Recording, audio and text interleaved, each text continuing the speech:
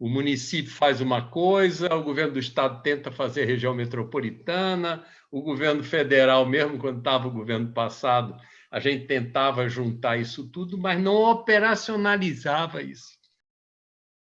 Aí o que a gente fez? A gente mergulhou dentro do Sul, não só o Sul, o SUS, aliás, para ver como ele se estrutura, mas o SUAS, que é outra experiência muito rica, que é do Sistema Único da Assistência Social.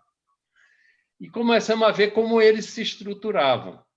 Então, qual é a grande diferença? Em primeiro lugar, que você precisa ter o Estado brasileiro estruturado interfederativamente, como o SUS vai. Então, você tem um fundo onde está muito claro quanto é cada um põe. E como é que você... E depois você tem de ter planos para gastar isso. Então, você pega, por exemplo, você conhece muito bem o Fórum Nacional de Secretários. Ele é o quê? Ele surge exatamente quando, lá atrás, né? Agora acabou de fazer, não sei se 30 anos, até lá atrás, o Collor vai e tira o transporte da responsabilidade federal. Aí a gente forma, eu era secretário de Santo André, a gente forma o Fórum Nacional de Secretário como uma forma de continuar reivindicando e dialogando com o governo federal. Mas ele foi sempre uma articulação informal entre os secretários.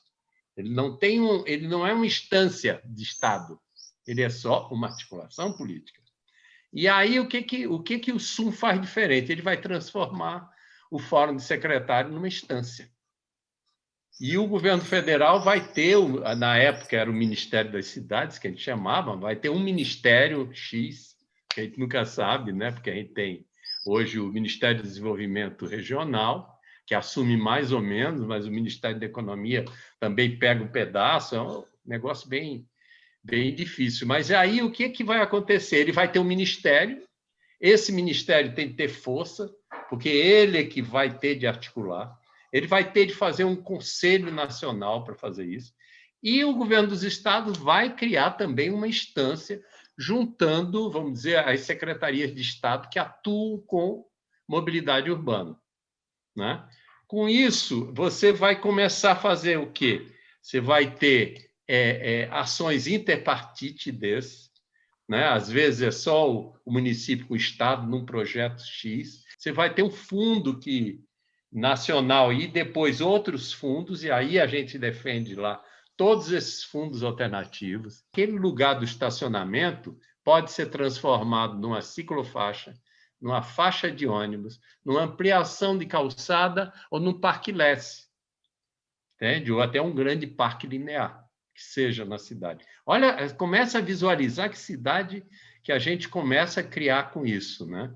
Quando você coloca isso, os municípios teriam de fazer uma contrapartida. A primeira delas seria reduzir os custos. Então, eles deveriam multiplicar enormemente o número de faixas exclusivas. Só isso já reduz por volta de 20% em todas as coisas, além de melhorar a qualidade, a velocidade e tudo mais que vem junto com isso. As outras, aí entra o pedágio urbano, entra esse aí que eu acho que na Europa tem sido um dos principais financiamentos. Só para você ter ideia, tem estudo feito em São Paulo que só o aumento do IPTU ao longo das estações, eu acho que da Norte e Sul, da Leste, só o aumento daria para pagar a obra do metrô inteiro. Tome coragem, tem que discutir o pedágio urbano, não existe como não discutir isso, né? Então, nós temos de buscar fontes alternativas ao orçamento público. E, nesse momento, pior ainda, porque não tem orçamento público, teto de gasto. Entende? Pô, bateu no teto, e bate rápido. Você tem hoje políticas sociais todas desmontadas por causa desse teto de gasto. O município, para entrar, você pode criar um conjunto de regras que ele tem de fazer isso. É contrapartidas. As contrapartidas são um dos elementos que a gente acha agora fundamental.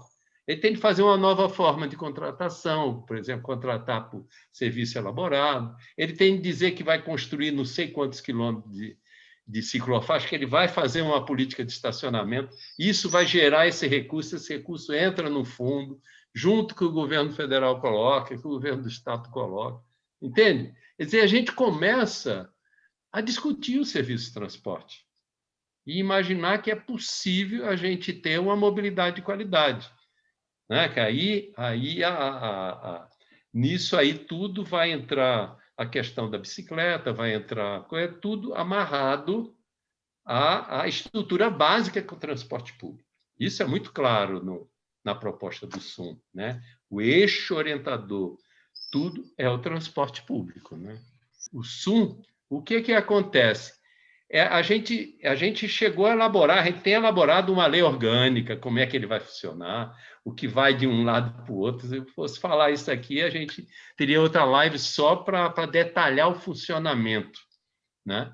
Só que aí a gente desistiu de levar isso para a Câmara, para alguma coisa, porque a gente tem de sensibilizar antes a sociedade. A sociedade precisa perceber que, tendo o Estado brasileiro estruturado para prover esse serviço, a gente pode chegar naquilo que você falou, sabe? De ter um transporte de qualidade articulado a todos os outros modais.